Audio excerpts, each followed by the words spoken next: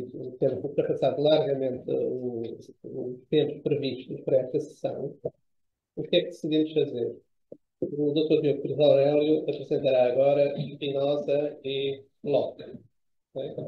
E faremos depois uma quarta sessão, portanto, depois da terceira sessão prevista, que terá exatamente o lugar que os termos em que foi apresentada, uma quarta sessão em que o Dr. António Bento fará o favor de expor Hobbes. Haverá mais tempo para debater, haverá contextualização histórica que seria interessante fazer para a compreensão cabal do autor, e portanto pareceu-nos mais conveniente estar agora a usar 10, 15, 20 minutos à pressa para fazer uma exposição que normalmente duraria 2 horas. Está bem? Portanto, serão oportunamente informados da data. Isso. Não tens pedido desculpa? Eu queria pedir desculpa porque eu estava entusiasmado e não me dei conta do tempo a passar. E, portanto, quando o professor Alexandre me disse, bom, é melhor assim, depois eu escolho o Hobbes durante 1 hora e aí haverá tempo para haverá debate, tempo para debate, como agora, etc. Peço desculpa. Queria renovar o agradecimento ao Dr. Diogo Cruz Aurélio pela exposição. Bom, eu é que agradeço o convite, pedindo antecipadamente desculpa pela dificuldade com que estou a falar, mas esperemos que consiga chegar a bom ponto. Queria também dizer, antes de passar à minha exposição propriamente dita, que é para mim uma enorme honra estar neste Instituto Amar da Costa, e agradeço na pessoa do professor do Dr. Manuel Monteiro, seu presidente, porque não é sem alguma emoção que eu estou nesta sala, que ao entrar nela me deparei com as fotografias de uma pessoa que eu conheci muito bem, não tendo propriamente privado, sendo muito menos do engenheiro Amar da Costa, mas tive a oportunidade de, nessa altura, sendo ele, numa outra minha encarnação, um jornalista, tive a oportunidade de falar com alguma frequência com ele no Parlamento e testemunhar in vivo a inteligência, a sagacidade e, ao mesmo tempo, a afabilidade com que faziam dele não só um brilhante parlamentar, um dos mais brilhantes parlamentares da democracia portuguesa, mas também uma pessoa com quem dava gosto, prazer intelectual falar, porque se aprendia sempre imenso e descobriam-se sempre coisas diferentes, porque ele tinha, de facto, a capacidade de ver no político os pormenores, os interstícios que escapam ao ver, sobre o qual falava tão abundantemente o meu colega António Bento na sessão anterior. Dito isto, eu confesso que, digamos, a alteração do programa me deixou um pouco a falar, digamos, no ar, ou seja, sem rede, porque a forma como eu tinha pensado expor aqui o pensamento de Locke e de Spinoza era, naturalmente, como eu penso que se deve expor, pelo menos pensar, como 2 desenvolvimentos do pensamento de Hobbes. Hobbes, de facto, e agora tenho mesmo que dizer alguma coisa sobre Hobbes, as primeiras palavras que eu tinha aqui, lá para ver, eu tinha aqui, rascunhei alguns apontamentos, uns tópicos. Primeiro que eu aqui tinha, literalmente, centralidade do pensamento de Hobbes. Portanto, tenho que dizer alguma coisa sobre esta centralidade. Isto porque, mais do que entender a história do pensamento político como assim uma sequência de de opiniões, há uma certa tendência para se olhar para a história do pensamento político como assim, uma espécie de um parlamento. Este é mais próximo daquele grupo, aquele é mais próximo aquele seria mais próximo do CDS, aquele do PSD, aquele do PC, aquele do PST. Está bem? Eu, digamos, numa declaração de interesses, devo dizer que essa história a mim me diz pouco. História, digamos, e até porque facilmente ela se pode, digamos, encontrar nas histórias das ideias. Me interessa muito mais, digamos, a lógica como as ideias se engrenam umas nas outras, naturalmente, digamos, com um suporte e a resposta à história geral e à história das circunstâncias em que são criadas, mas ganham uma vida própria e têm, de facto, uma lógica. Bem, essa lógica, digamos, em certos momentos, conhece rupturas. E Hobbes é, efetivamente, um momento de ruptura. Não porque Maquiavel não tenha sido, de facto, uma ruptura, porque é um momento de ruptura na história das ideias e na história da cultura, mas Maquiavel, digamos, ainda pensa, digamos, a política em a resposta às ideias dominantes no seu tempo, mas não possui, digamos, uma sistematização clara das suas ideias. Não há, digamos, quando aquilo que nós chamamos de maquiavelismo, digamos, oscila. Nós sabemos, há pontos locais e há pontos, digamos, determinantes, mas, digamos, Maquiavel não pretende, digamos, fazer um sistema, digamos, de pensamento.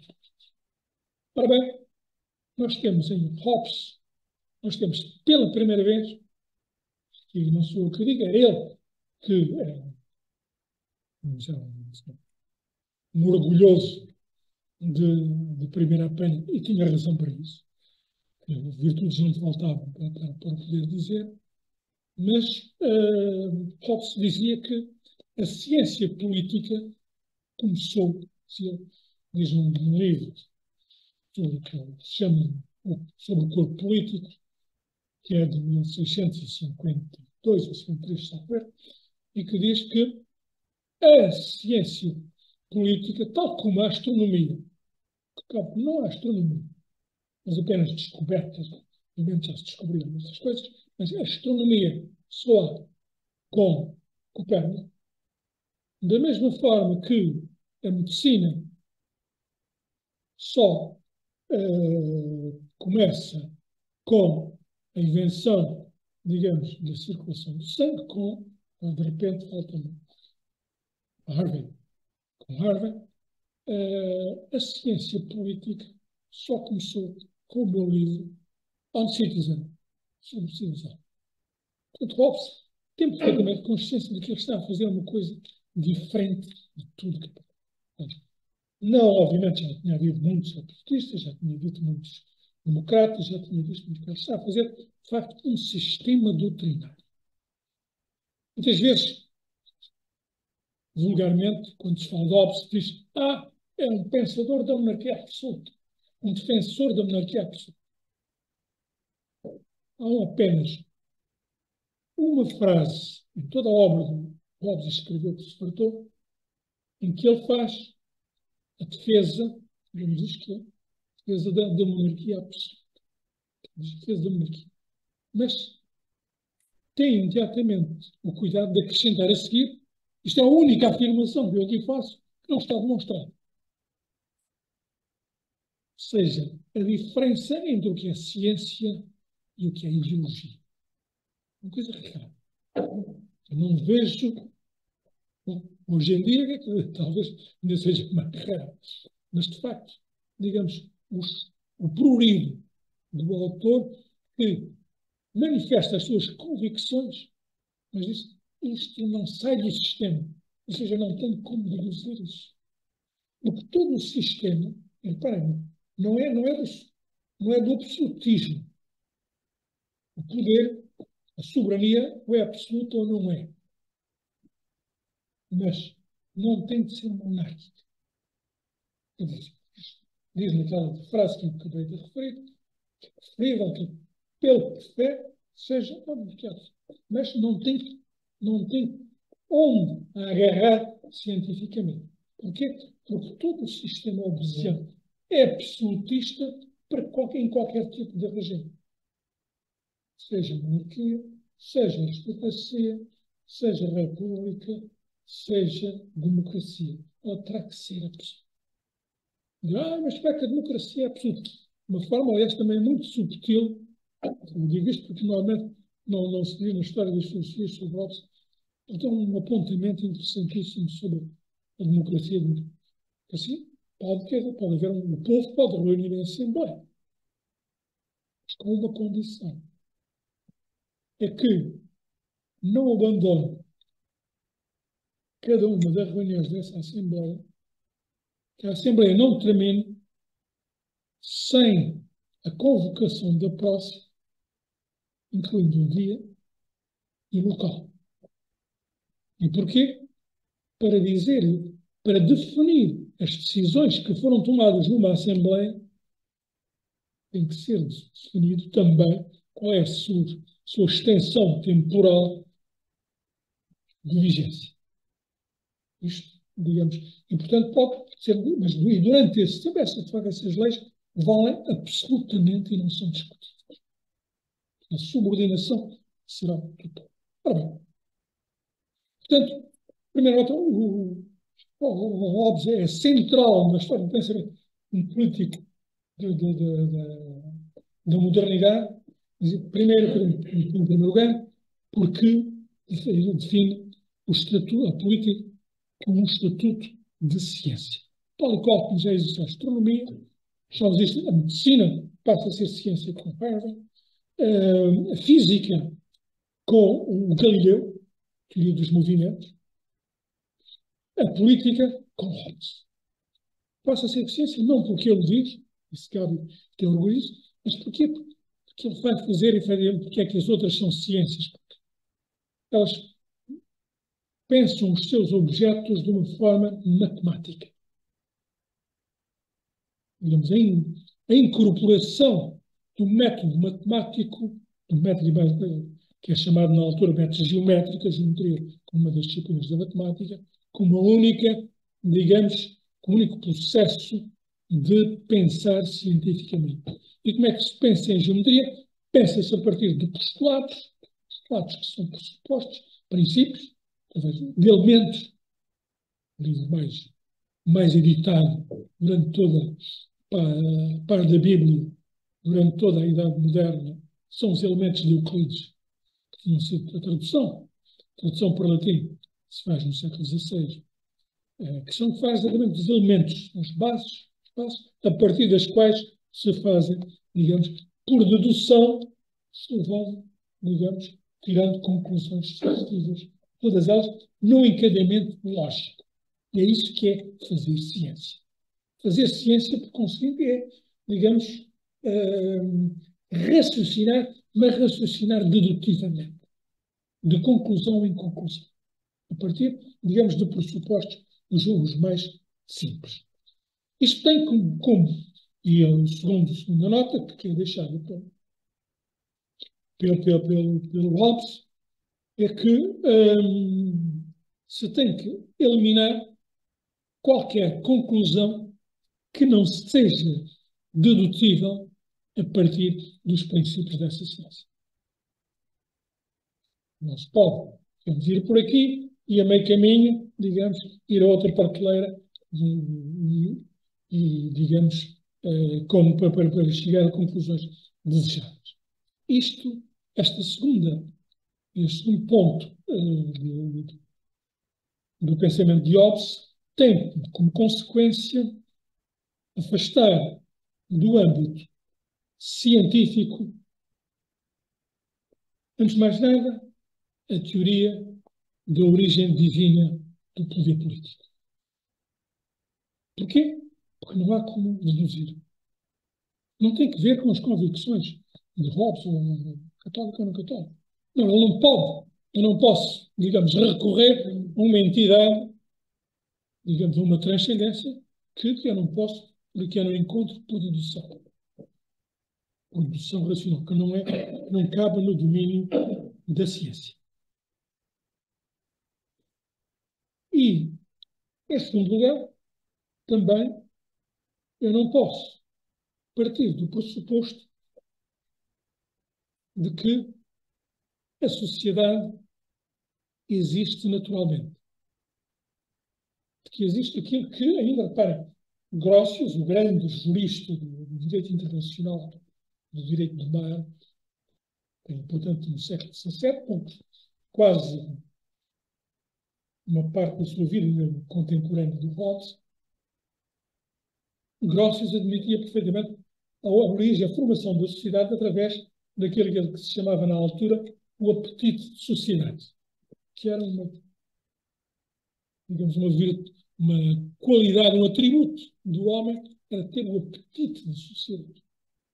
Hobbes diz que isso é impossível de deduzir. E, portanto, ele vai construir todo o seu edifício político a partir, digamos, cientificamente, a partir de coisa mais parecida com as unidades matemáticas. A matemática funciona a partir da unidade. E ele vai, então, a partir de qual é a unidade básica em política, é o indivíduo. E no indivíduo, qual é o seu elemento fundamental? O seu elemento é a sensação. O primeiro capítulo do grande livro de Brereton é sobre a sensação. Sensação, pois imaginação. Porque a sensação é um atributo do indivíduo que, digamos, não lhe acrescenta nada por inato, acrescenta apenas, quer dizer que o indivíduo tem a capacidade, não é bem uma capacidade, é um facto que ele está relacionado com o exterior. Ele sente o que se passa à sua volta. Sensações que ele depois processa na imaginação e na memória, e depois, então, que ele, digamos, dá o grande salto quando inventa a linguagem. A linguagem, porquê? Porque com a linguagem eu posso processar matematicamente a realidade que eu aprendi na sensibilidade de uma forma dispersa, umas coisas atrás das outras. Eu, na linguagem, posso, digamos, trabalhar com conceitos, ou seja, eu posso trabalhar matematica.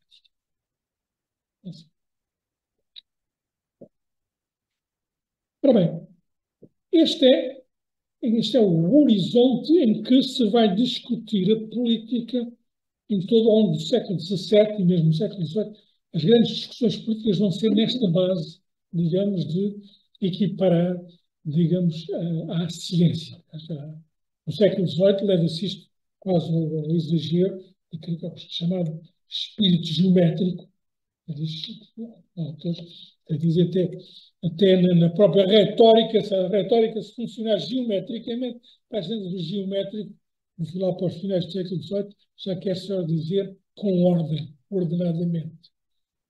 O raciocínio ordenado entra na moda. Não é o caso de Hobbes, tem perfeitamente a noção de que é estudar o fenómeno político com base, digamos, naquilo que é, para ele, de facto, uma ciência. Ora bem, em termos muito resumidos, e não quero com isto antecipar a conferência futura do meu colega e amigo António Bento sobre o autor, mas eu gostava de frisar que é neste, digamos, horizonte teórico que se processa o desenvolvimento dos dois autores que me, digamos, puseram em carteira para desenvolver aqui. Vou utilizar um processo de exposição destes autores que será diferente do que aquele que optou o meu colega, que é, digamos, apresentá-los em simultâneo a partir de tópicos que vêm do pensamento de Hobbes. Como é que eles tratam, cada um deles trata o pensamento de Hobbes? Onde, claramente, eles se inspiram. Bom, Locke e Spinoza nasceram no mesmo ano, curiosamente, nasceram em 32, em 1632. E Spinoza viveu sempre em Amsterdã, embora fosse filho de pais marranos que eram naturais ainda da Vidigueira, diz-se, com alguma, hoje em dia, mais ou menos, maior ou menor certeza, mas Spinoza é educado, na Holanda, mas Locke, para fugir às lutas entre os partidários, lutas religiosas e lutas políticas que se misturam na Inglaterra do século XVII, no tempo do Stuart, ele exila-se. Onde é que ele se vai exilar? Na Holanda. Na Holanda, e particularmente em Amsterdã. A Holanda é um universo muito particular na Europa do século XVII. Há um livro muito conhecido, um país já com 100 anos, de um autor holandês, que é o Huizinga, que se chama precisamente A Anomalia Holandesa, que é para dizer exatamente a diferença holandesa do ponto de vista comercial, do ponto de vista das ideias e do ponto de vista político. Uma confederação, melhor dizendo, de repúblicas que habitam, com problemas a que já me irei referir, mas, digamos, não quero sair do meu guião. Portanto, Locke e Spinoza, que eu saiba, não há contacto, digamos, pessoal entre eles, mas coincidem, quer dizer, em Amsterdão durante algum tempo, mas eu diria nessa altura praticamente toda a gente passa por Amsterdão. Descartes, Hobbes, os livros de Hobbes, Leviathan e One Citizen, por exemplo, são publicados em Amsterdão. Amsterdão era uma cidade não muito grande, no século XVII, tinha, salvo erro, 184 tipografias, que desde escritos libertinos a Bíblias em várias línguas, Bíblias protestantes, Bíblias judaicas e Bíblias católicas, editavam aos milhares. Mas para verem a importância que tinha Amsterdão e do que é que está passado com Amsterdão. Ora,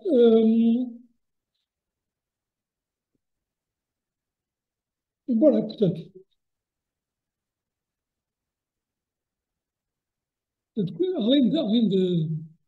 além de, digamos, de pensarem, deste ponto de vista, do ponto de vista que eu não sei, pensarem obsianamente, querendo apresentar cientificamente a política, tanto Locke como Spinoza, digamos, pensam no âmbito de um ambiente histórico que acrescenta uma variável da qual Hobbes ou pelo menos não acusa, e a dizer não se percebe, talvez também porque não é tão flagrante no seu tempo,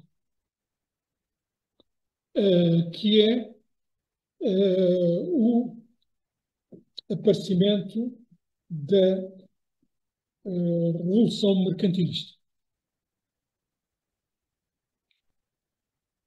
Hobbes, até pela vida atribulada que teve, digamos, o seu pensamento é, sobretudo, digamos, para pensar os problemas da guerra e da paz. Está bem. Tanto Locke como Spinoza vão pensar uma sociedade que já começou a ser diferente, que é porque é o capitalismo mercantilista. Seja essa aqui a questão do trabalho como alguma coisa que se pode, digamos, cambiar, que se pode trocar como se troca uma mercadoria. Se pode, o trabalho deixa de ser digamos, uma capacidade que o indivíduo tem,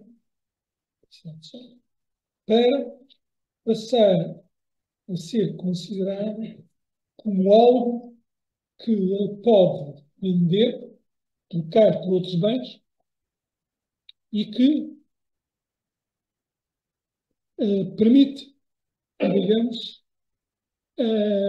permite ao indivíduo, a partir do momento em que se passa a generalizar a utilização dos metais preciosos, ouro e prata, como equivalente geral, como sabem as pessoas que são lidam com a economia, sim, se escolhe o ouro em que se encontra no equivalente geral, já se utilizava, obviamente, que a moeda já se utilizava na antiguidade, mas quer dizer, a partir do momento em que se generaliza, se permite, digamos, a acumulação até ao infinito. Porque, repare, temos no pensamento antigo há uma certa ideia de que, digamos, a acumulação se podem acumular bens, mas, digamos, se podem acumular bens que é legítimo acumular-se os bens que o indivíduo pode consumir. Ora bem, a partir do momento em que o trabalho é considerado como um bem transacionável, permite, digamos, acumular infinitamente. Depois começam-se a cambiar digamos, os equivalentes gerais, começam-se a cambiar através, digamos, de seguros e das bolsas. Ora bem, este novo, o ambiente, que é, por um lado, obsesiano, mas que acrescenta, digamos, esta variável, que é a generalização do capitalismo mercantilista, sobretudo em sociedades como a sociedade holandesa, coloca dois problemas com os quais Hobbes não lida. O primeiro problema é que o pensamento de Hobbes, ao pensar a soberania, pensa a partir do contrato social, resolve, a ideia dele é resolver os problemas da conflitualidade doméstica. Nós temos que o pensamento de Hobbes vai até onde vão aqueles, na imagem da capa do livro, são os canhões apontados para o exterior. O pensamento de Hobbes resolve, nos não temos uma política externa, tanto que a política externa no século XVII nós temos que ir muito mais a grossos, do que propriamente ao pensamento de Hobbes, que é um pensamento virado, efetivamente, para a política doméstica. Ora,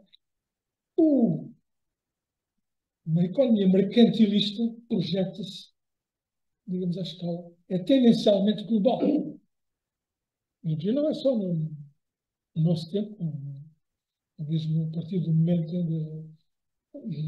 do século XIX, em que se generaliza a chamada globalização.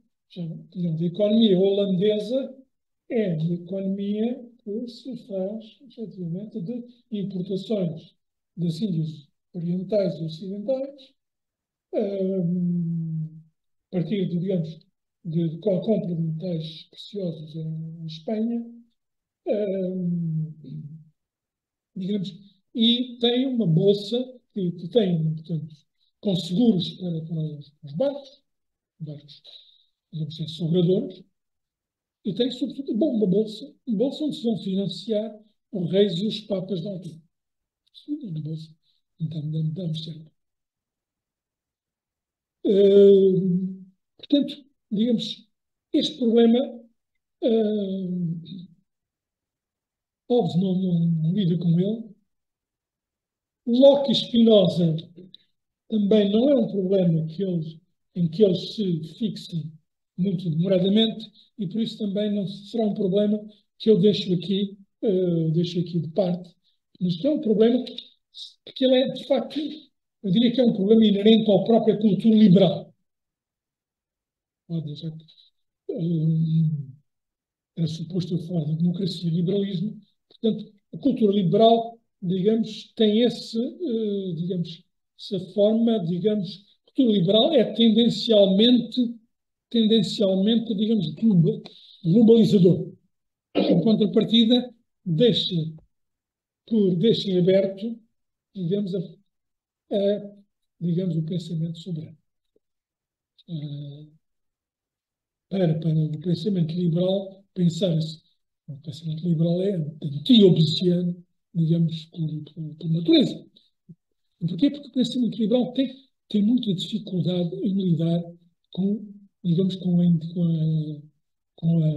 o conceito de soberania. Então, já no século XX, um jurista, digamos, talvez um dos maiores juristas do século XX, que é Hans Kelsen, digamos, considera que a soberania é só um vestígio da superstição medieval.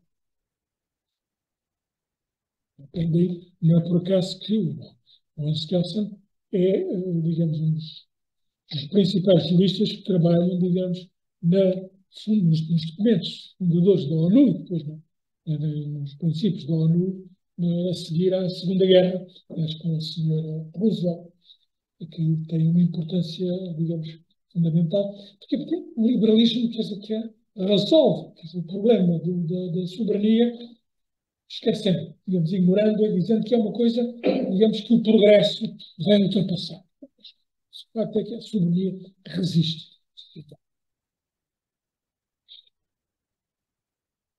Ora bem,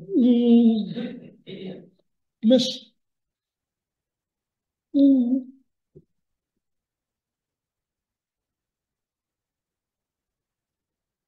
portanto, a acumulação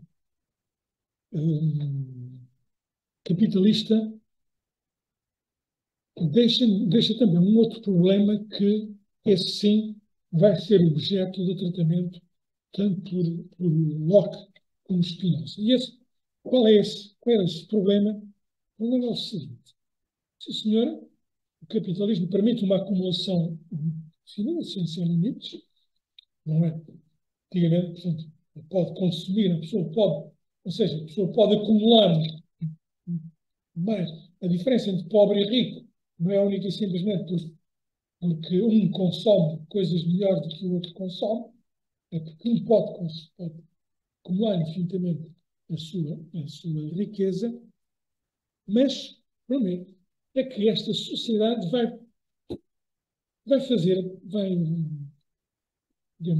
aparecer com personagens com características diferentes daquelas que era a sociedade tradicional. A sociedade tradicional era, como sabe, uma sociedade de status. Uma sociedade onde a legitimidade da posse da riqueza era, digamos, uma legitimidade familiar, hereditária. Ora, nós vemos aparecer, digamos, esta sociedade capitalista permite, digamos, a acumulação de riqueza em pessoas que, por hereditariedade, não têm status. Mas a verdade é que não têm de jure. A verdade é que, de facto, eles têm de facto, grandes fortunas, inclusive em Itália também, os grandes condottieri, são a gente que vem, efetivamente, de baixo.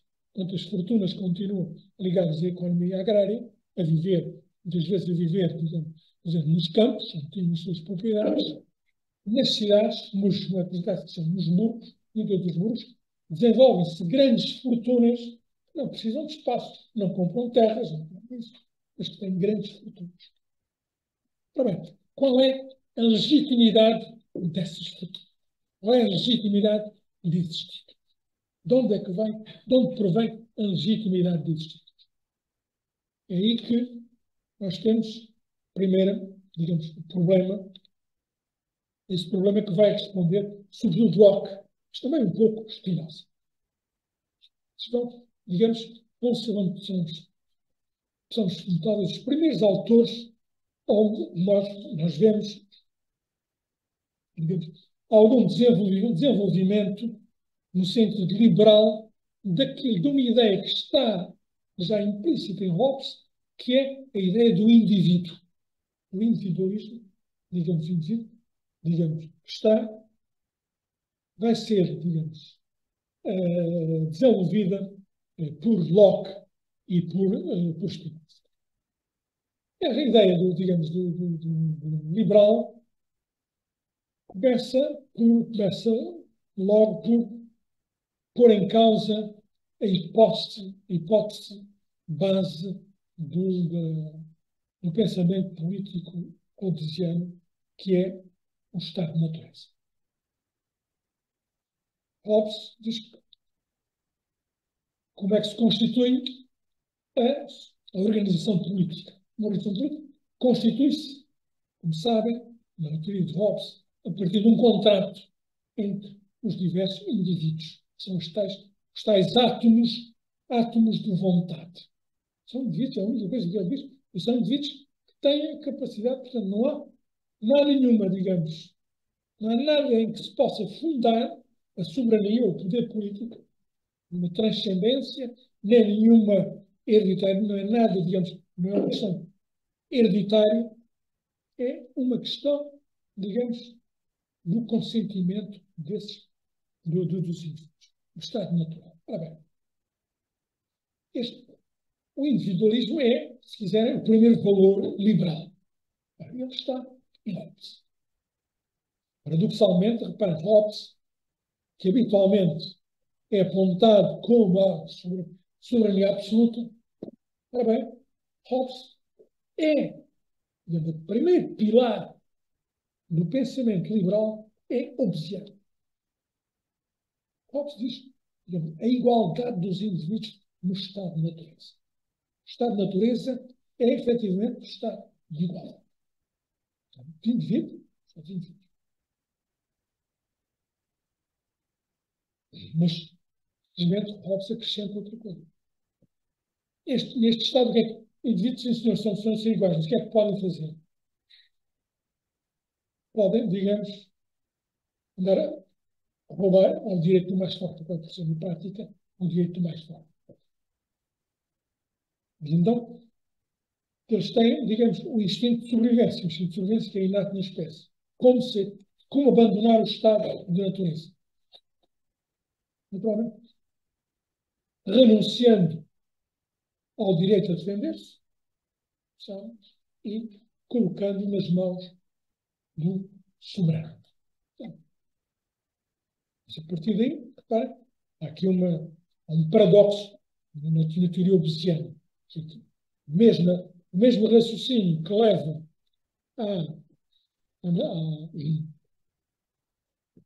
à garantia a criar um mecanismo de garantia da segurança, soberania, é um mecanismo de garantia da segurança, leva naturalmente à sujeição dos indivíduos. Os indivíduos estão reduzidos àquilo que o homem hobbesiano, no estado de natureza, é aquilo que se chama o homem sem qualidades. No tempo para falar, utilizar o título de um romance muito conhecido. Ora bem, então, mas como é que ele adquire qualidades, adquire propriedades, adquire isso? Não é? Como é que ele passa à sociedade? Sim, porque na sociedade as pessoas não são todas iguais. As pessoas têm direitos que adquirem os direitos que o soberano lhe atribui. Lhe dá. Mas quem dá também pode tirar. Soberano, é assim que o soberano, a teoria política de Hobbes é a primeira teoria do Estado. Normalmente chama-se Estado, utiliza-se, sobretudo a vocabulário do século XIX, generalizou o termo Estado grego, ou cidade-Estado. Portanto, chamamos Estado, ao mais dizemos poder. Estado é uma configuração do poder com determinadas características. Quais são estas características? É, digamos, para utilizar uma expressão que utiliza o Max Weber, é a centralização do poder através daquilo que Max Weber chama de monopólio da violência. Hobbes acrescenta o monopólio do direito e o monopólio do fisco. O Estado é exatamente este triângulo de monopólio. Monopolização, o poder político monopoliza o direito, monopoliza a violência, naturalmente. Toda a violência que não é feita pelo Estado é uma violência ilegítima. Hoje em dia, o termo terrorismo do Estado seria um termo, digamos, incompatível, não podia entrar na teoria. E, naturalmente, o fisco. O fisco que é um estudo, que é uma característica do Estado que vai levar tempo, curiosamente, muito tempo a implantar-se. Nós temos logo aqui em Portugal, por exemplo, logo no tempo de Dom Manuel, os termos florais de Dom Manuel são efetivamente um princípio, digamos, do monopólio do direito, a monopolização. E os juízes de fora, por exemplo, que vão, o poder central vai fiscalizar a aplicação da justiça que era feita nos diversos feudos, e, portanto, o reino, aquilo que era um reino, ou seja, uma acumulação de feudos, vai se transformar efetivamente num Estado, começando naturalmente pelo monopólio da violência, que em Portugal o aparecimento do Estado foi levado à letra, quer dizer, a violência de Dom João II, digamos, a forma como ele assassina o cunhado, que era o Duque de Viseu, o arcebispo de Beja, que é enforcado, quer dizer, não dizer que é apunhalado em Setúbal, eu, que isso não era a história, mas então, esse é, dizemos, Hobbes é efetivamente o teorizador do Estado. Isso é o Estado hobbesiano. Ora bem, passagem do estado de natureza deixa o indivíduo, digamos, o indivíduo continua completamente, digamos, sujeito, um súdito. Um súdito é alguém que está perfeitamente nas mãos, é aquilo que o soberano disse que era. Locke contraria essa ideia de estado de natureza. Existe um contrato, mas o contrato de Locke não é um contrato constitutivo da sociedade. É um contrato, digamos, em que os indivíduos definem, se põem de acordo sobre a forma de funcionamento dessa mesma sociedade.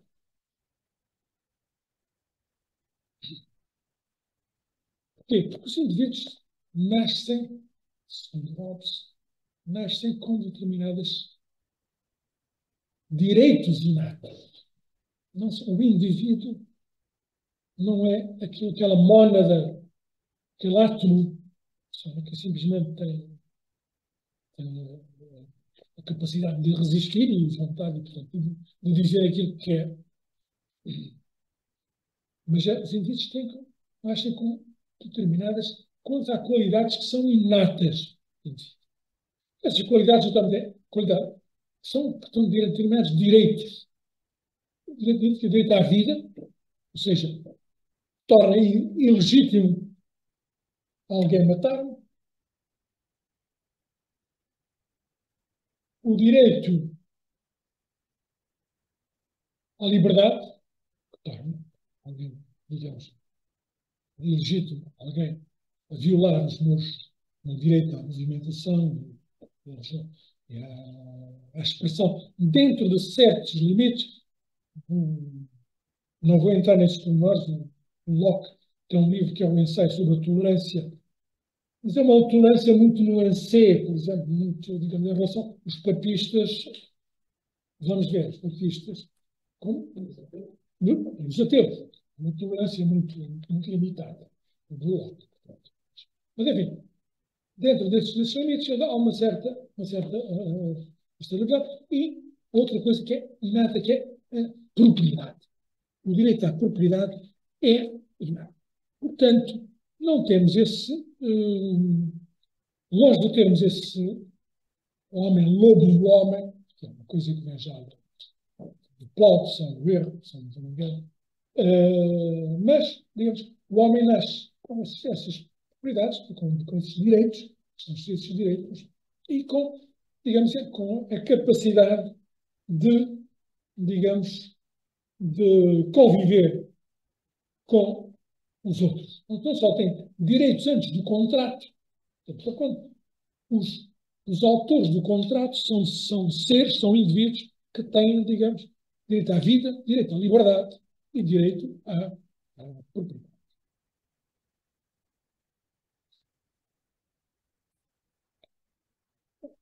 A principal novidade aqui na teoria é, como disse, desculpa, estou.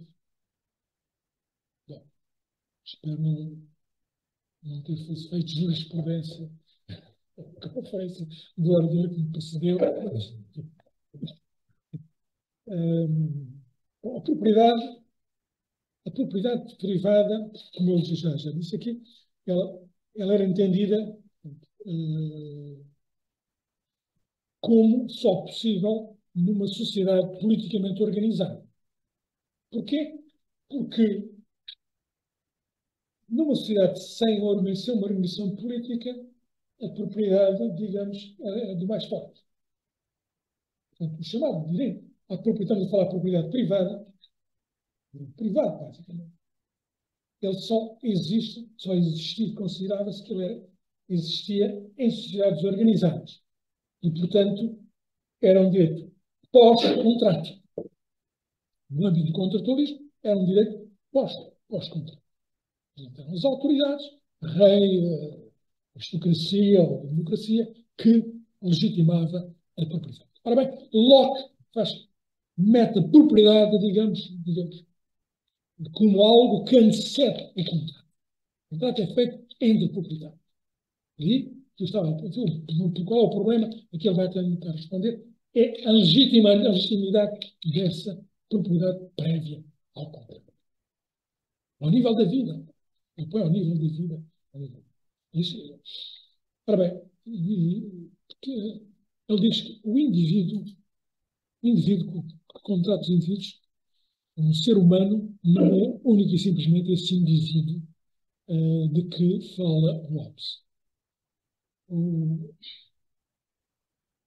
indivíduo que contrata portanto, este ser humano também não é único e simplesmente um homem dotado que tem direito à liberdade.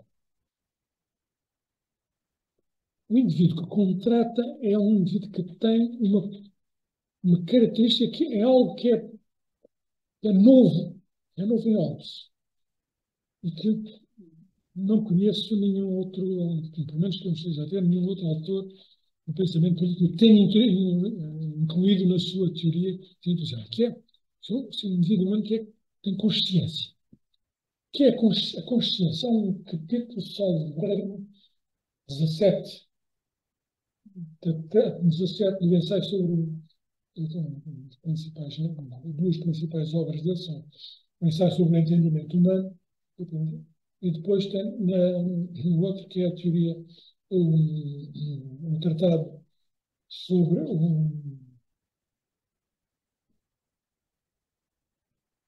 acho que é o principal tratado, os dois tratados sobre o governo civil. Dois tratados. Desculpe, mas a idade não perdoa. No capítulo 5 sobre o tratado, do segundo tratado sobre o governo civil, Hobbes aplica, digamos, a ideia que tinha, digamos, disto no ensaio sobre o entendimento humano, o que é consciência, ele aplica a partir disso, que ele aplica a pouco. E o que é que tem uma coisa a ver com ela? Porque ele vê o ser humano, além que não é, digamos, uma mono, um indivíduo, não é uma coisa física que está aí, presente no presente. É algo que, digamos, tem a capacidade, que dentro de cada momento, não só tem a capacidade, ele, na realidade, ele é, digamos, o passado tem a capacidade, digamos, tem a capacidade de ser si mesmo, ao mesmo tempo, digamos, uma série de coisas que estão concentradas. resumindo, ele é uma pessoa. E ele diz explicitamente a pessoa é um termo jurídico, em termos dele, forensic, um termo forense, um termo jurídico. Que é, digamos, o indivíduo não é uma coisa fechada, uma unidade, como era em Hobbes, mas é o indivíduo que vai contratar é, digamos, é uma pessoa, e a pessoa, digamos, é exatamente toda essa, digamos, é uma história concentrada, digamos, num indivíduo fisicamente. Essa pluralidade na unidade. Ora bem, portanto, o indivíduo, ele é proprietário porquê? Porque ele vê-se a si próprio nos seus diversos momentos. E por isso tem a capacidade de se ver simultaneamente como um indivíduo que tem a força de trabalho, projeta-se também, essa força aplica-se a um determinado terreno, vamos esquematizar isso, aplicado à agricultura, tem a força que semeia, digamos, trata, cultiva essa mesma terra e, portanto, tem direito a recolher os frutos. E aí, Locke utiliza um vocabulário quase não, integralmente biológico. Tá? É biológico, porque ele diz que o homem tem direito aos frutos da terra, é dono, porque ele é dono. Ele é os frutos da terra. Os frutos da terra são o seu prolongamento. E são o seu prolongamento porque eles são do seu suor. Ele vai ao ponto de associa o suor, aplica ao sêmen na concepção. O sêmen humano, biologicamente. Da mesma forma que ele é, os filhos são dele, então os filhos, ele tem, digamos, os frutos do terreno, tem os frutos. Que é o mesmo indivíduo é simultaneamente, digamos, o que vai contratar, aquele que vai contratar, ele é, digamos, aquele que, através do seu trabalho, é dono da terra, é dono digamos, dos frutos dessa terra. The labor of his body and the work of his hand. Exato. Essa concepção da propriedade como um direito inato e adicional. Portanto, o indivíduo dá lugar à pessoa. Então, ele vê-se a si próprio em movimentos mundos. Ora bem, o trabalho, portanto, é esse instrumento, essa passagem da apropriação legítima. Spinoza, como é que ele responde à questão do contrato? A questão do estado de natureza. O Spinoza é muito simples. E antecipando, o estado de natureza é uma coisa de que não se sabe. Sair da natureza para onde? Marte ainda é a natureza. O homem é, estamos da natureza, não há como ser. Há um amigo que descreve, porque de parte, digamos, do tratado de Hobbes, do Spinoza, parece hobbesiano até uma certa altura. E há um amigo que diz, mas qual é a diferença de você e o Hobbes?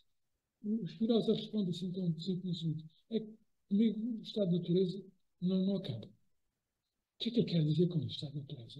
Mas a sociedade, a sociedade é uma questão de facto. Há sociedades. Significa que os indivíduos, da mesma forma que os Locke, têm a capacidade de associar. Não é só têm a capacidade de sempre se associar, os indivíduos sempre se associam. E essa questão de imaginar um indivíduo, uma coisa separada e tudo, é um exercício mental mais ou menos utópico. Há sociedades. Há sociedades de organização. Ora bem, mas esses indivíduos, nós, quer dizer, não dá isso assim de facto aqui. A sociedade é formada por indivíduos. Os indivíduos têm uma coisa por natureza. A natureza que ele dá muita importância a. E essa coisa é a vontade de exprimirem as suas opiniões, que é o facto de fazerem juízos sobre as coisas, sobre o que se passa à sua volta. E de tal maneira que pensar que um contato mais ou menos mitigado, opcional ou pior, os vai obrigar a algo, digamos, a considerar bom aquilo que eles, no fundo, consideram mal, é uma prejuízo muito pura. Ou seja, digamos, há uma parte do indivíduo que é a sua intimidade que existe. E essa intimidade, esse dentro do indivíduo que reparem que tem por que a sua natureza é, digamos, querer, digamos, da alma, podia quase dizer que em Spinoza há um mercantilismo da felicidade. Ou seja, o indivíduo tende a expandir, o seu estado de felicidade o máximo possível. Essa é a condição da natureza humana. A condição da natureza humana é de afastar tudo aquilo que, digamos, lhe causa tristeza, lhe causa mágoa, lhe causa prejuízo. Esse é o indivíduo que está, digamos, que nós encontramos na sociedade. Ora bem, nesse tem naturalmente para ter opiniões. Ora bem, mas isso, bom, o Hobbes diz, e o Hobbes, qual é? O Hobbes dava uma resposta a isso. Sim, senhor, os indivíduos, eu sei que eles têm opiniões, mas por isso, a obrigação básica do soberano é vigiar as universidades, vigiar os púlpitos, vigiar os livros, censura, tudo isso são funções naturais do poder. Ora bem, Spinoza considera que tudo isso é utópico. Porque, de facto, as opiniões de indivíduos que se têm a capacidade e, na realidade, não vivem, digamos, cada um, digamos, em planetas diferentes. Se agregam-se por opiniões. E não há nada, digamos. Spinoza diz que, textualmente, no capítulo 17 do Tratado Teológico Político, pela experiência, não houve nenhum soberano que temesse menos. Não houve nenhum tipo de soberania que temesse menos os seus súditos do que teme, digamos, o inimigo externo. Pois é. E porquê? Porque ele tem uma força enorme esta capacidade, digamos, da opinião em ser livre. E por isso, digamos, como é que eles encaram, digamos, o Estado hobbesiano? Para Locke, o absolutismo com que o Hobbes trabalha, e que aparece na Leviatã e aparece em vários livros, repito, o absolutismo da soberania. Podemos aqui falar da questão da soberania, que é absoluta ou não é, mas não vou entrar por aí. Do ponto de vista de Locke, o absolutismo é um atentado aos tais direitos inalienáveis dos indivíduos que vão contratar. Porquê? Porque coloca um sujeito, ou vários sujeitos, com o direito de, digamos, de darem e tirarem aos outros, digamos. A soberania absoluta desfaz o princípio da igualdade. É muito forte, é importante. O direito de, digamos, ficar-se apenas com os direitos permitidos pelo poder é, digamos, algo que viola os direitos inalienáveis do indivíduo. É, digamos, impor só o direito positivo, que em prejuízo do direito natural é, digamos, uma ofensa, digamos, ao princípio da soberania livre, digamos, direito natural. Em Spinoza, ainda mais de forma mais radical, o, o absolutismo é de rejeitar porque ele se legitima através de uma superstição. Essa superstição é atribuir a um indivíduo atributos que são atributos da divindade. Tão simples como isso. Porque, digamos, digamos, o absolutismo na prática, a acusação de Spinoza ao Hobbes é que Hobbes, no fim de contas, Hobbes quer, através, digamos, cientificar o estudo da política. E, portanto, ele pôr de lado, remeter para o domínio da fé a transcendência. E, no fundo, o que Spinoza diz, por outras palavras, mas que está sistematicamente onde ele quer chegar é que, olha, aqui, Hobbes, no fim de contas, agarra na bengala da transcendência. Há aqui um vestígio de teologia metido à má fila na ciência política. E esse vestígio de transcendência é, efetivamente, definir um soberano com um poder absoluto. Ora, a nível, digamos, do empirismo que caracteriza o pensamento, aliás, também de Locke, como Spinoza, o poder absoluto é algo que, digamos, não tem um fundamento lógico, não tem um fundamento, é impossível de fundar. Bem, então qual é o poder? Estou a me encaminhar para o fim, parece que não, mas estou. Em Locke, só é legítimo o poder que deriva do consenso, obviamente. Sendo que o contrato, como eu disse a princípio, é um contrato para a organização do poder e não para a fundação da sociedade. A sociedade existe, não é?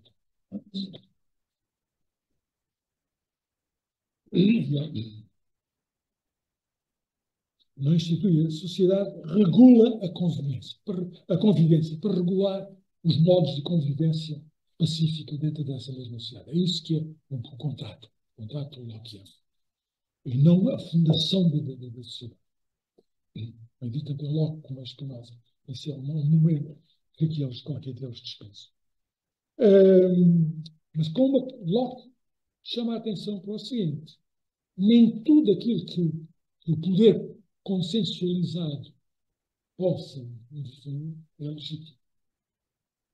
Ou seja, o poder que sai do contrato, que tem o consenso dos indivíduos, não pode violar os direitos inalienáveis. Porque seria contraditório indivíduos, digamos, contraditório. E em termos spinozistas seria impossível indivíduos abdicarem de direitos que fazem parte da sua natureza. E, portanto, o contrato lockeano faz essa ressalva. Eles não podem, digamos, não é que não queiram fazer, mas é por uma questão lógica.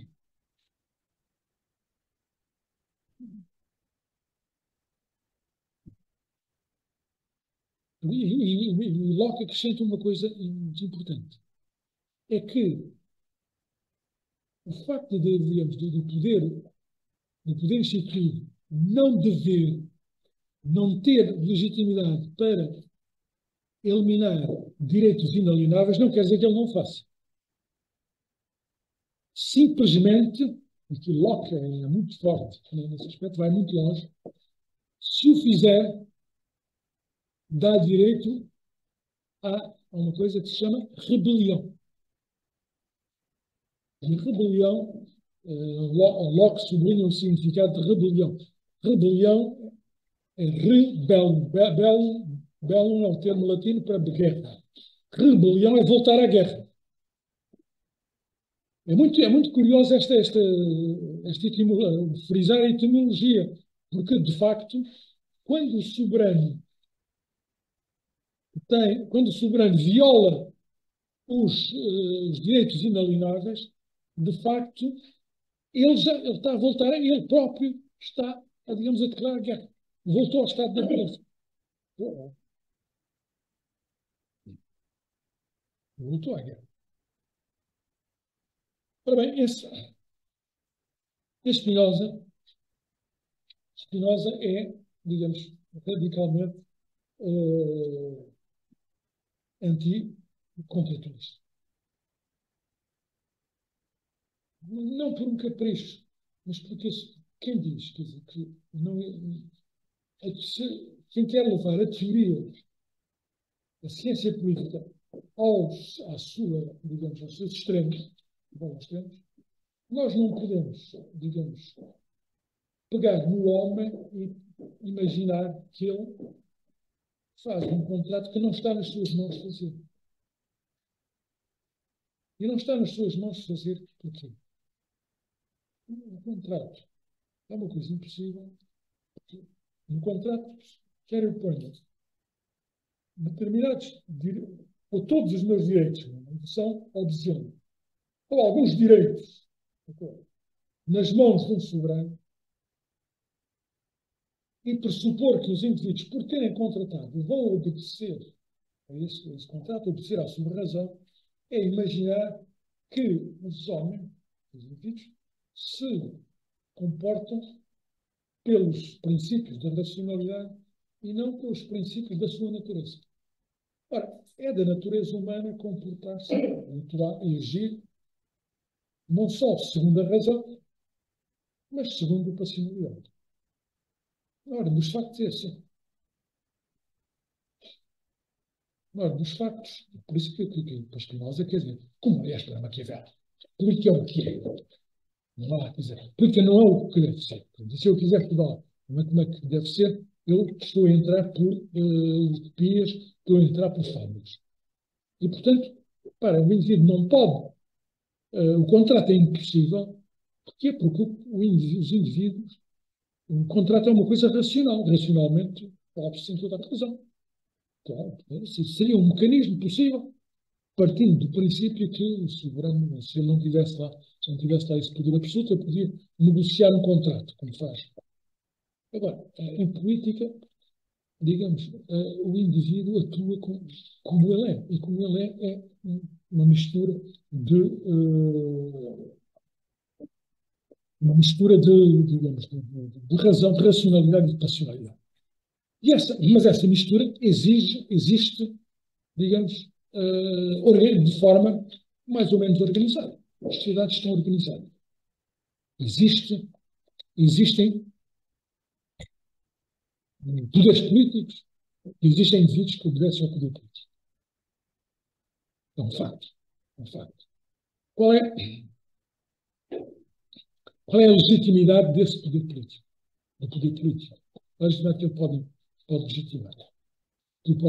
A única e simplesmente a força. No momento em que deixar de ter força, ele deixa de ser poder. Daí que Spinoza tem esta frase: o poder está. O titular do poder soberano é aquilo que Spinoza chama a potência da multidão. Já por aí muitas interpretações dessa expressão potência da multidão, sendo, digamos, a multidão são as manifestações, são estas, digamos, o povo em rebeldia e tudo isso. A ideia de Spinoza não é exatamente essa. A multidão é uma coisa que tem duas faces. Tem duas faces. A multidão, uma multidão, como às vezes se imagina, que já não é. Então, não. A multidão, para se organizar politicamente, precisa de um instrumento de decisão. E esse instrumento de decisão é o poder político. A decisão é sempre uma coisa que precisa de estar unificada. O poder político é a multidão a atuar como se fosse, em termos de Spinoza, como se fosse um só ser, uma só pessoa. A multidão a atuar como se fosse uma só pessoa. Ora, portanto, mas essa multidão digamos, nunca, digamos, depõe todos os seus direitos nas mãos, seja de um indivíduo, seja de um grupo. Essa multidão, a partir do momento em que o poder não tiver capacidade de organizá-la, organizar pressupõe um certo domínio, essa multidão não faz. Essa multidão não faz. Então, a multidão é simultaneamente, digamos, poder e resistência ao poder. E deste confronto é a política. Porque este confronto permanente se joga permanentemente em todas as coisas, seja através da aparência, seja através das realidades. Este confronto é a política. Este confronto é a política. Mas não está, digamos, a multidão não está permanentemente a andar-se a fazer revoltas. Não, mas ela não as faz porque está, digamos, não, nós contratualizamos com o poder. Não, isso é conversa fiada. Não se faz porque não se faz. Uma força que tem o poder, Deus faz aquilo. Ora bem, esse poder apresenta-se, para terminar, apresenta-se com diversas configurações, aquilo que se chamam os diversos regimes. Em Locke, estamos todos portanto, já vimos que a soberania individual tornaria os indivíduos propriedades, tornaria um indivíduo proprietário dos outros, que é um contrassenso, e, portanto, existem poderes, mas esses poderes, Locke tenta que os poderes estejam. Tenta não, os poderes têm aquilo que chamamos de rule of law, o equilíbrio de poderes é utilizado por Locke. Aliás, se lerem os Federalist Papers, são muito feitos na base deste equilíbrio tentado por Locke entre a religião, os direitos e a política. É muito, digamos, Locke é o livro de cabeceira dos Founding. Portanto, e além disso, o Locke acrescenta aqui um argumento que é só dele, que é a multidão nunca poderia ser pensada como uma só pessoa. E portanto, porquê? Porque a multidão é uma pessoa, a multidão, pessoa não tem a ver com uma unidade física, mas com uma pluralidade de consciência, como vimos há bocado. A pessoa é uma entidade, é um conceito plural. E, portanto, digamos que ele está nitidamente a contrariar Hobbes. Hobbes é grande, mais uma criação de Hobbes, a teoria da representação. A teoria da representação, que estamos no capítulo 16. Capítulo 16 do Leviatã, que é, de facto, a teoria da representação, como nós pensamos hoje, a representação maquiaveliana não tem logicamente nada, que é, de facto, a transmutação de uma multidão numa só pessoa. Numa só pessoa. Ele diz, uma pessoa. Hobbes utiliza o termo pessoa. Pessoa pode ser uma pessoa jurídica. Hobbes, para abrir, pode ser um indivíduo ou vários indivíduos para representarem essa multidão. Ora bem, o Locke contraria, de facto, a ideia de poder ser uma unidade física. Locke só contraria a hipótese de uma monarquia unipessoal. Porque a monarquia unipessoal contraria, efetivamente, a possibilidade de o poder é por natureza plural. Daí que o regime que ele vai apoiar é da monarquia constitucional. Monarquia constitucional com digamos, com um predomínio do Parlamento. O Parlamento tem poder, quer dizer, em última instância, de demitir o rei. A teoria do Locke é elaborada, é fruto, digamos, quando. Só que Ele só é divulgado na Inglaterra e depois fica como grande teórico a partir digamos, quando a dinastia de Orange regressa à Inglaterra e toma o poder. Aliás, é muito curioso, Locke vai no barco onde vai o Salvador Guilherme, é primeiro, segundo ou terceiro, eu não me lembro. Terceiro, era um terceiro, vai com a mulher, a Maria, a mulher chama-se Maria. Isso eu não sei. E o Locke vão da Holanda para a Inglaterra. E, de facto, eles vão criar uma monarquia constitucional, que é uma monarquia que está completamente sujeita à vitória da monarquia constitucional sai da Glorious Revolution. A vitória do poder, ou seja, a vitória do Parlamento. Não é por acaso que o poder, quer dizer, que esse poder pode ser transplantado para um povo onde não existe rei, que é os Estados Unidos, basicamente, que é inspirado. Ora bem, e para terminar, como é que enche Spinoza? Spinoza, como já disse, rejeita o contrato é uma ficção, por isso que a natureza não se altera por ocorrências racionalmente fundados. Nós vê na democracia o regime, e a democracia é o regime mais conforme a natureza. E porquê? Porque é o regime que eleva ao máximo aquela liberdade natural com que nasce. Liberdade com que se nasce é exponenciada maximamente pela democracia. E Spinoza acrescenta aqui um aspecto que é importante e com o qual eu ia terminar, que é o seguinte. Ele vai dar a volta exatamente por a teoria de Hobbes, vai a mudar de 180 graus. Porque Hobbes, como eu tinha aqui referido, considera que o poder tem que ser forte, o poder tem que ser vigilante, o poder tem que punir. Ou seja, o poder tem que reprimir ao máximo as liberdades individuais. Já vimos como Locke se opõe a isso. Spinoza vai dizer exatamente o oposto. Exatamente.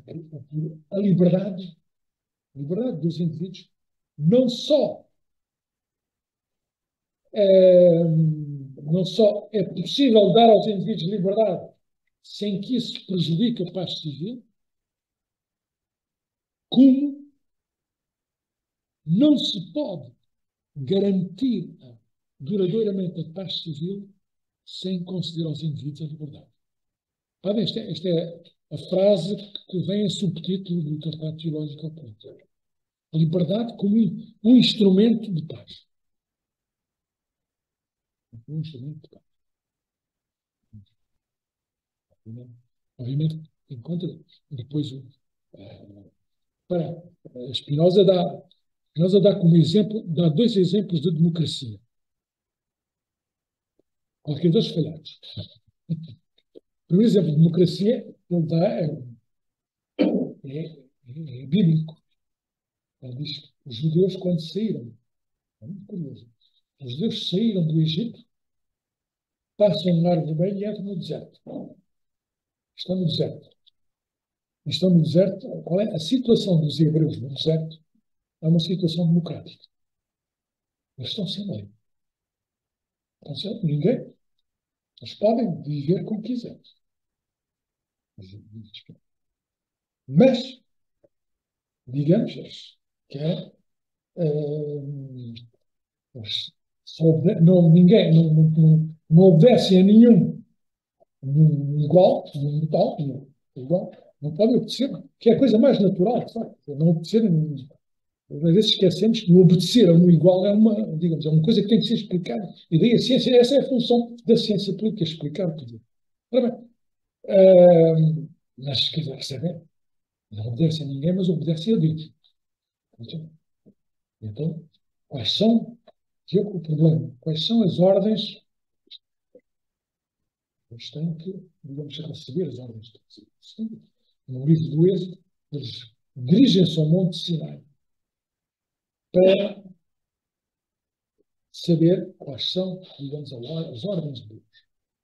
Então diz o Spinoza comenta depois, que eles veem Deus como fogo, uma labareda. Uma labareda a surgir no Monte Sinai.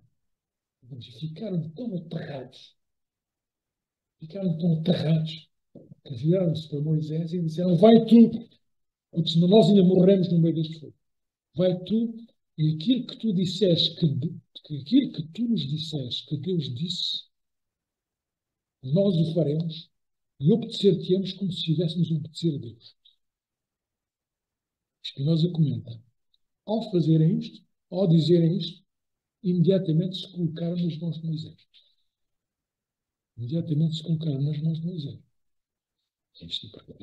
É a grande oposição de Spinoza à teoria do poder do direito divino do rei, é exatamente, quer dizer, o problema seria para uma outra conversa, o problema da ligação entre do poder, quer dizer, e a fundamentação, a ligação com as Sagradas Escrituras, reside exatamente isso, no problema de interpretar as Sagradas Escrituras.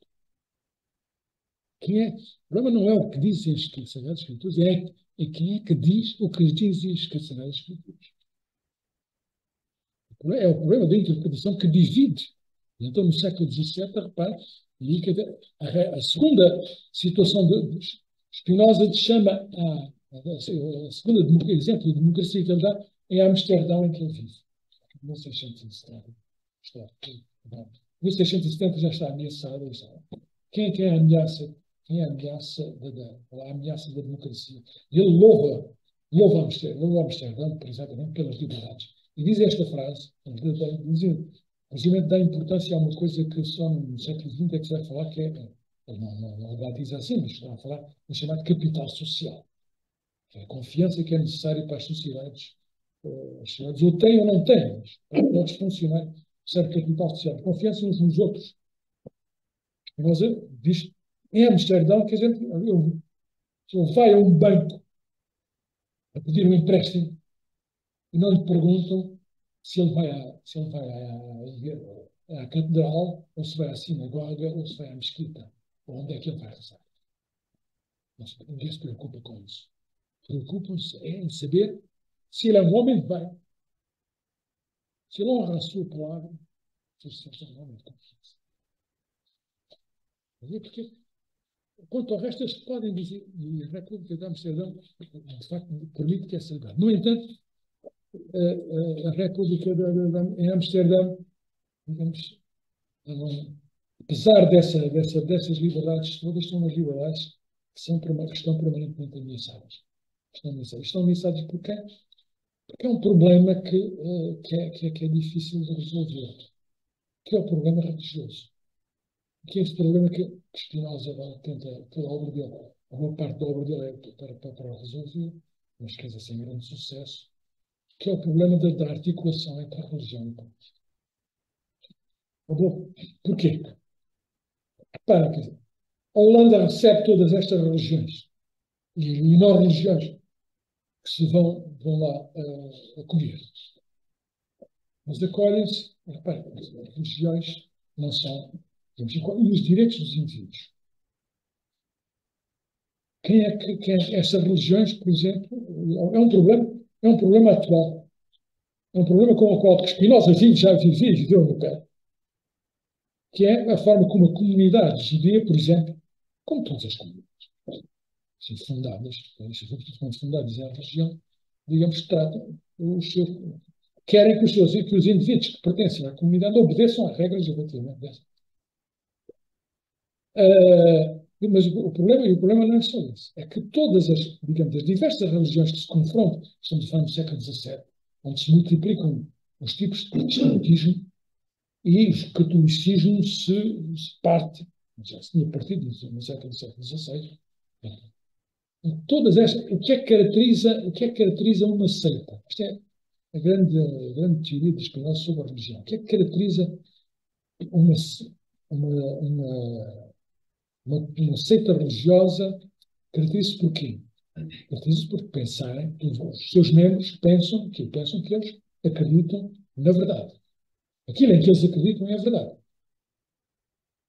Ora bem, esta crença de que eu tenho, aquilo que eu acredito é verdade, tem uma consequência lógica, que é tudo aquilo em que acreditam os outros é falso.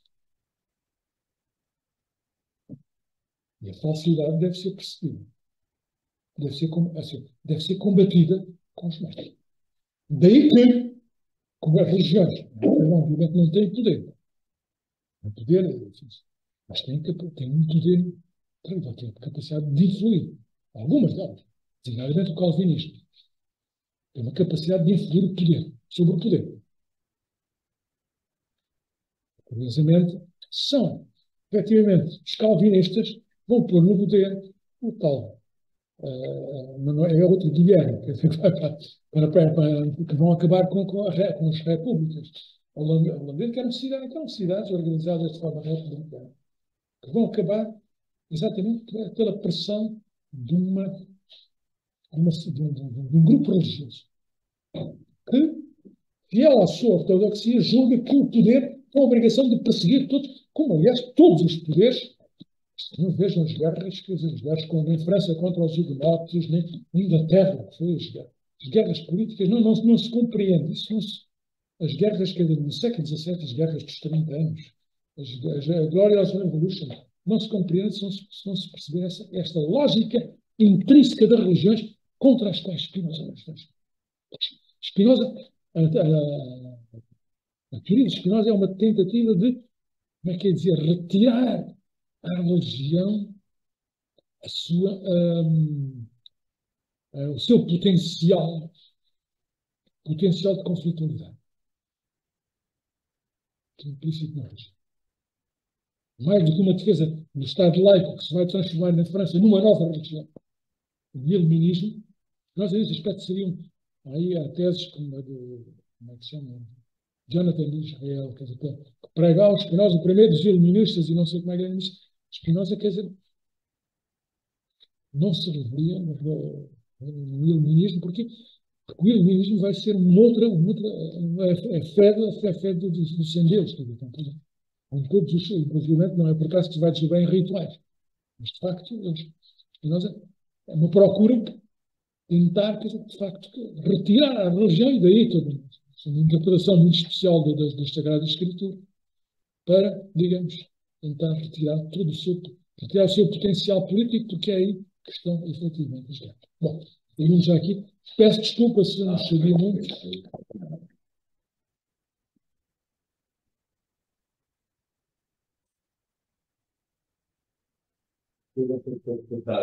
Muito obrigado, Benhaja, pela sua presença aqui, é uma honra também para nós.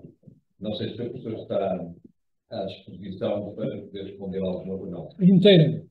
Não? Inteira à disposição. Muito bem, obrigado. Então, primeiro, muito obrigado pela sua exposição. A pergunta que eu queria fazer é se, tendo em conta que estes autores partem deste estado natural, não é? Em que, resumindo, é a lei do mais forte, eu queria perguntar se algum deles fala também sobre quais é que são as vantagens de entrar neste contrato para além da paz. Não é? Ou seja, se existe já aqui uma introdução, uma ideia do bem comum, como em sociedade podemos ter outras vantagens que não teríamos individualmente. Primeiro, como uma ressalva, não sei se ficou claro que o estado de natureza é um conceito hobbesiano, fulcral no hobbismo, mas que em Locke existe, mas atenuado. Em Locke existe, digamos, um estado de natureza não é, digamos, essa luta de todos contra todos, e em Spinoza, por simplesmente, não existe. Em Spinoza, ou seja, em Spinoza não existe outra coisa. É um estado de natureza, mas que não é aquilo que Hobbes pensava. Ficou claro? Ficou claro que são três. Dito isto, a razão de ser O que dá lógica à passagem do Estado Civil, do Estado de Natureza para o Estado Civil, logo em Hobbes, é aquilo que justifica. Bom, tem que haver, como eu disse há pouco, tem que haver uma razão forte, uma razão lógica, para ser normal que indivíduos que têm, em tese, direito a tudo, no Estado de Natureza, o Estado de Natureza tem direito, digamos, se o desenho for mais fraco do que eu, digamos. Mas eu sei que ele tem lá um cofre, não há nenhum tipo. Locke, Hobbes, desenvolve a sua teoria no processo sem, parece, da observação que eu fiz a princípio, sem recorrer a princípios de outra ordem que não científica, ou seja, não dedutível racionalmente. Por exemplo, eu posso dizer, não, engana-se porque a pessoa não vai, eu não vou roubar um vizinho, por simplesmente porque não devo roubar. Aí já está, podemos entrar, digamos, numa forma de interpretar o contrato Lockeano. Isto não. Hobbes coloca a ideia de contrato de forma radical. E ainda bem porque dá. Em Hobbes nós percebemos a ideia de contrato de forma. Mas tem que haver, eu dizendo, tem que haver uma razão forte para que os contratos, para que os indivíduos abandonem esta liberdade, para se submeterem a um deles que, que vai mandar. E mandar-lhe absolutamente. Porque ele diz que se não manda absolutamente, não tem efeito. Se não manda absolutamente, se não manda condicionalmente, digamos, quem puder mandar, tudo é que tem o poder. E aí ele diz, essa primeira razão, primeira razão é, de facto, como disse, a paz. A paz. Bom. Porquê? Porque afastar o medo, os indivíduos no estado de natureza têm direito a tudo, mas vivem com medo de tudo. E, sobretudo, o medo da morte violenta. A gente já conhece a história, não é? Hobbes diz ao Luz que o medo nasceu com ele. Porque quando ele nasceu, no momento, isto é física, historicamente confirmado, no momento em que ele estava a nascer, estavam os espanhóis da Armada Invencível junto ao Porto de Londres, quer dizer, invadidos. Um pânico, pode imaginar o pânico que havia em Londres, quer dizer, a invasão dos espanhóis. Portanto, o medo tem um papel importante nisso aqui. Fugir do medo é uma coisa natural. Fugir do medo não é só isso. Hobbes, os indivíduos no estado de natureza levam uma vida suja, pobre, miserável e, sobretudo, curta. Vive-se pouco no estado de natureza. E, em contrapartida, no estado civil, aquilo que eles chamam de estado civil, o estado civil é um estado político, para a organização política, as pessoas têm, com a organização política que nasce o quê? Nasce a civilização, nasce a prosperidade. A possibilidade de progresso, prosperidade de progresso, a ciência, o comércio, a ciência, o progresso, só são possíveis como Estado organizado. Isto reparem, Hobbes tinha razão nessa altura como tem razão hoje. Se não há Estado organizado, nós não temos, aqui entre parênteses, uma incursão, não direi pela situação atual, mas por situações muito próximas de nós. Houve durante muito tempo, sobretudo nos países ocidentais e em particular nos países nórdicos, esta ideia relativamente aos países do Sul, dos países da África, de que após a independência se precisavam, digamos, de empréstimos e donativos para reforçar as suas economias. Sem economias fortes não se podiam fundar.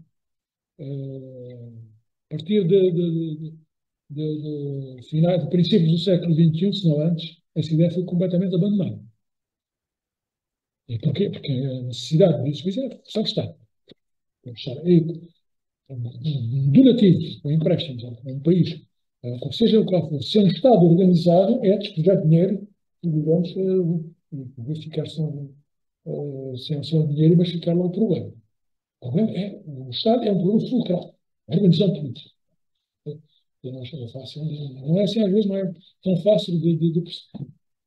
Portanto, para responder à sua pergunta, em Hobbes, efetivamente, a passagem a um Estado, digamos, um Estado politicamente organizado, ou seja, uma sociedade politicamente organizada, é fundamental para tudo. Não há, diz tudo, não é interpretação minha. O Hobbes diz claramente, não há civilização, não há casas, não há cidades, não há sem uma organização. Ou seja, é Hobbes que apresenta o porquê, ou que justifica o porquê de entrar no contrato, e depois estes dois autores simplesmente aceitam essa premissa e não. Ou seja, não é. Não, Sim. O Spinoza vai acrescentar, organizar uma coisa. Essa premissa só tem uma coisa errada. É porque o Hobbes está a pensar numa sociedade de escravos, quando os homens, como coisa, são livres. Portanto, ele diz, é uma frase textual de Spinoza. A função do Estado é realmente, de facto, a liberdade. A função, digamos, a finalidade do Estado é a liberdade. O Estado é um instrumento de que as sociedades, os grupos humanos se dotam para serem mais livres. Com essa liberdade por ordenar e fazer coisas. Uma ideia. É por isso que eu digo que a primeira ideia solidamente de democracia, se as primeiras ideias do liberalismo estão em Hobbes, sobretudo em Locke, a primeira ideia forte de democracia está em Spinoza. Spinoza que vê as vantagens, efetivamente, da democracia.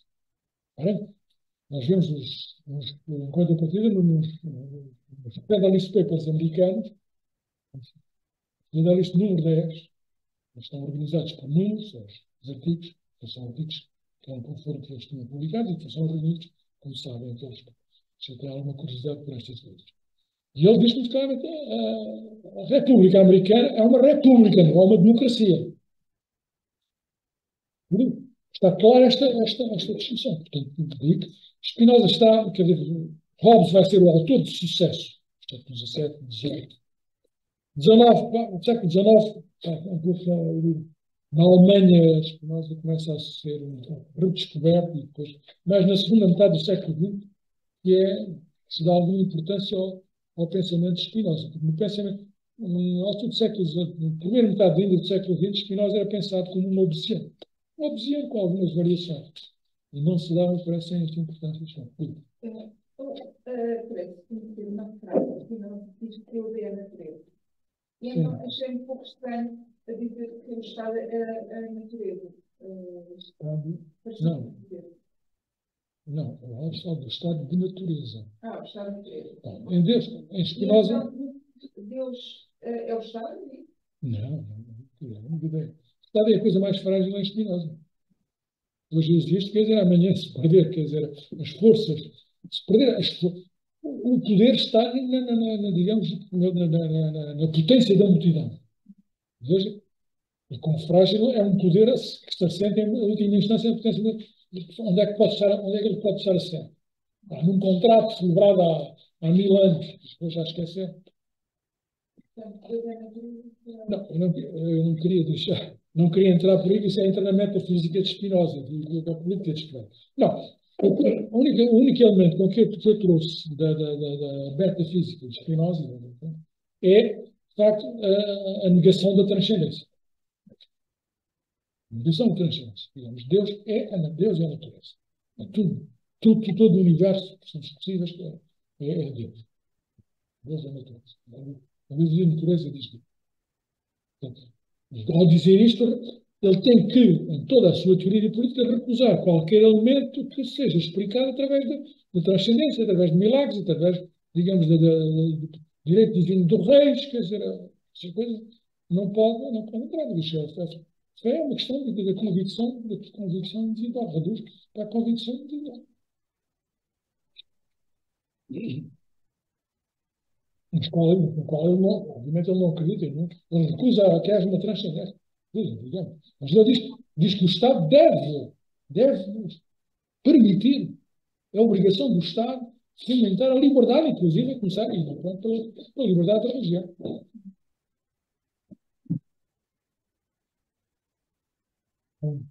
Obviamente, desde que a religião de um não perturba a religião dos outros.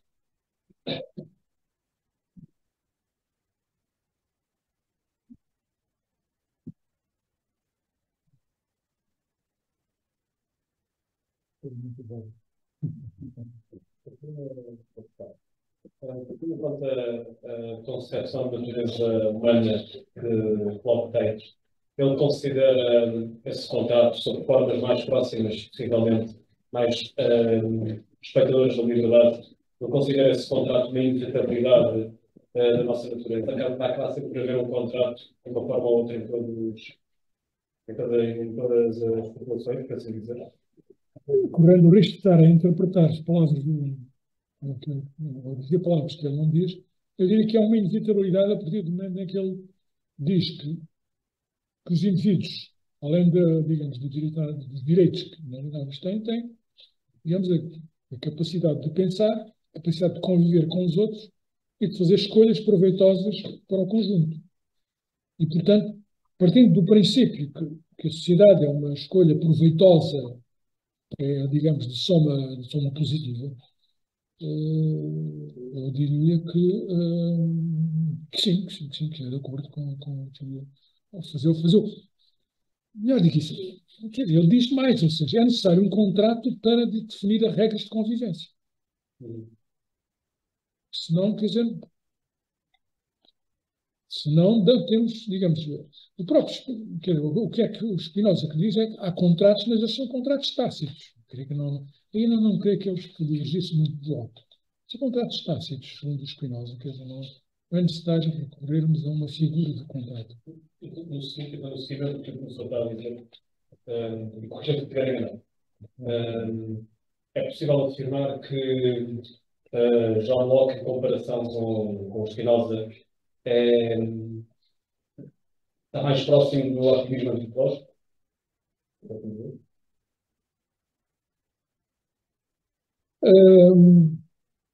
Mas eu não sei, quer dizer, não diria que isto é próximo. Como é que dizer? Qualquer deles, quer dizer, há qualquer. Talvez, bom, historicamente, digamos, um otimismo antropológico vai ser inspirado pela teoria de Locke. Em Locke se vai inspirar, digamos, as teorias do mercado, do liberalismo do Adam Smith também, discípulo do Locke. Todos os grandes autores, digamos, do liberalismo económico são todos eles otimistas do ponto de vista antropológico. Da maneira que eles acham que as guerras se vão acabar porque o comércio vai suplantar as guerras. Desse ponto de vista,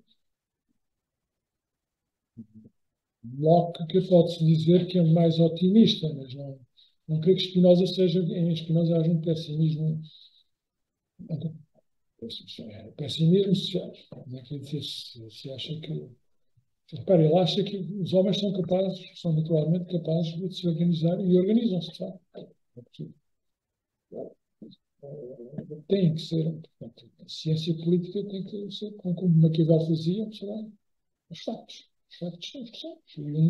E nos factos são coisas positivas e coisas negativas.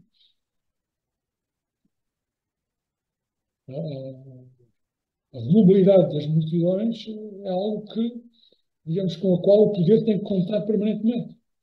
Mas é a sua única base de apoio. Porque é a multidão que ele vai buscar impostos, é a multidão que vai buscar, digamos, soldados no combate. Portanto, a sua força está efetivamente nessa multidão. Portanto, é essa força que o legitima em termos factuais. Em termos factuais, que isto não é.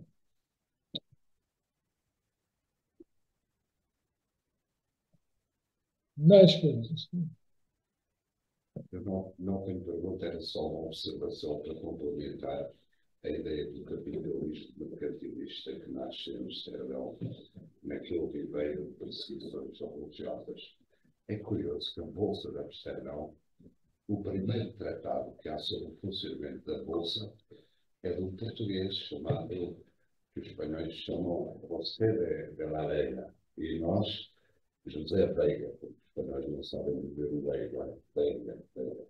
Então ele escreveu um livro que ainda hoje é dado nos MBAs, nos Masters, nos doutoramentos de Economia, etc., em português, judeu, que fugiram de Nova até Bragança, depois foi com a família e acabaram no Amsterdão. E ele era um grande bardo, um grande poeta lá da comunidade judaica portuguesa de Amsterdão. Escreveu um livro chamado Confusão de Confusões. O comércio era português em Amsterdão, mas a língua literária era o castelhano. E, portanto, a comunidade de Amsterdão era, sobretudo, composta por portugueses e espanhóis. Mais portugueses. Tanto que a sinagoga ainda hoje se chama Sinagoga Portuguesa de Amsterdão. Gosta muito disso, as coisas são como são. Então ele escreveu um livro. Reparem, há um senhor, professor catedrático de Economia, que escreve na revista, no Expresso, na parte da secção económica, que é o João Luca. Sabe como é que se chama a crónica dele? Confusão de Confusões. Então, o que é que eu queria dizer sobre o homem ser considerado já como um agente económico livre, vivido com iniciativa para lá das amargas da religião? É que esse livro chama-se Confusão de Confusões, diálogos discretos entre um filósofo agudo, um acionista erudito e um mercador discreto.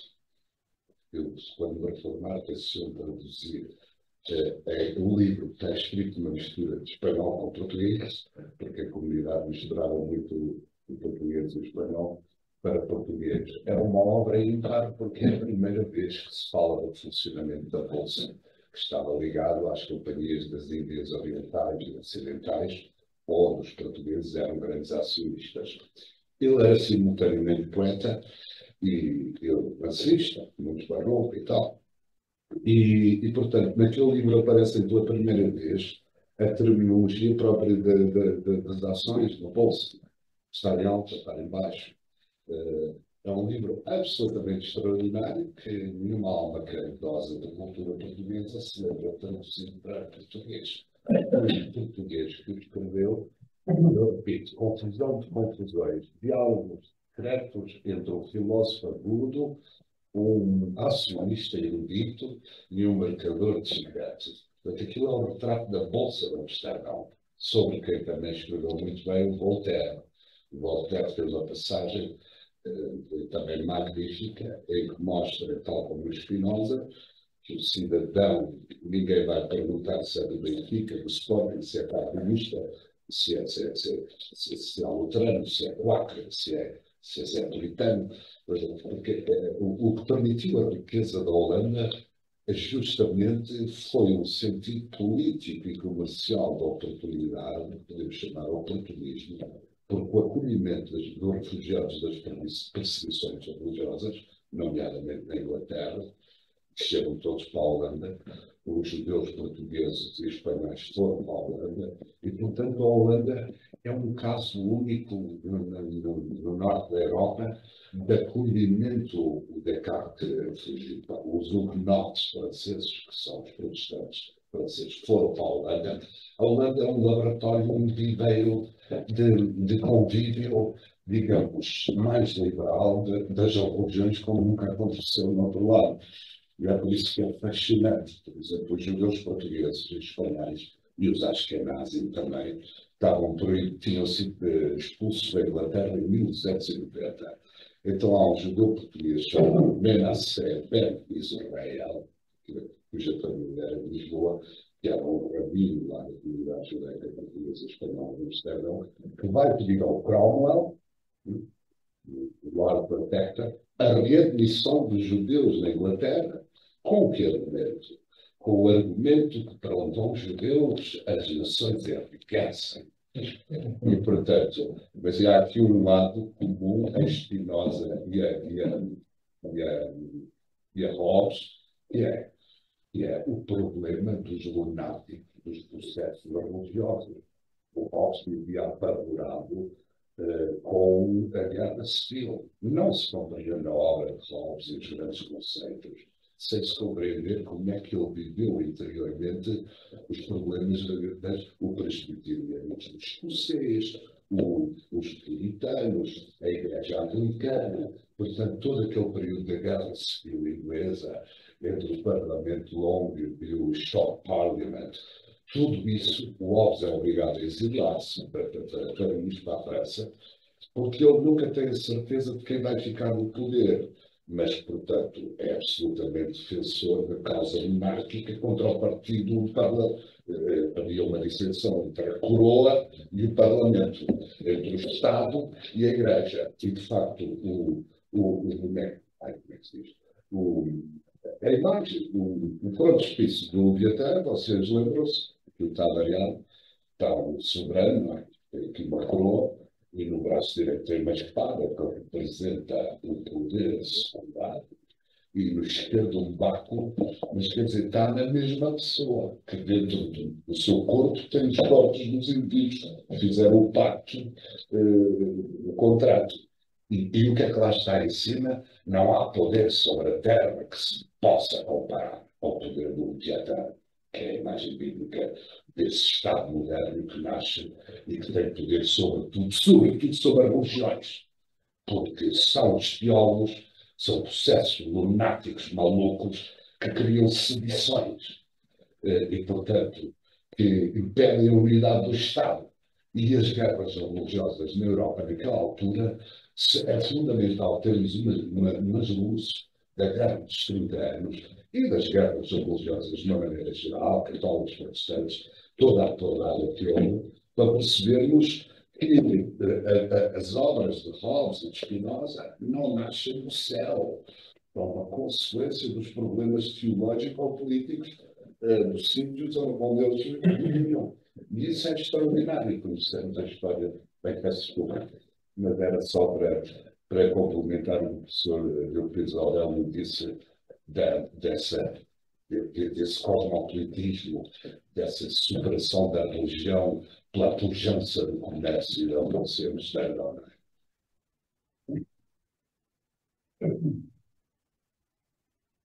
Muito bem, não sei se há mais questões. Eu quero agradecer imenso.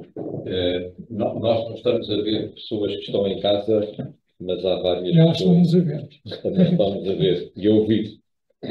Eu quero agradecer imenso a presença e a comunicação também do Sr. Professor Euclides Aurélio. E como há pouco o professor Alexandre Franco sabe, disse, ele teve que sair porque tem a mãe doente em Évora e teve que ir a Évora à pressa. Nós vamos eventualmente enviar um e-mail a todos os que se inscreveram para definirmos a data. O Sr. Professor há pouco dizia que vive em Lisboa. Sim. Estava aqui hesitante entre um sábado à tarde ou um dia à noite. Para mim, é assim, este semestre eu tenho aulas lá na Universidade da Beira Interior às quartas e quintas. O ideal para mim é um fim de semana.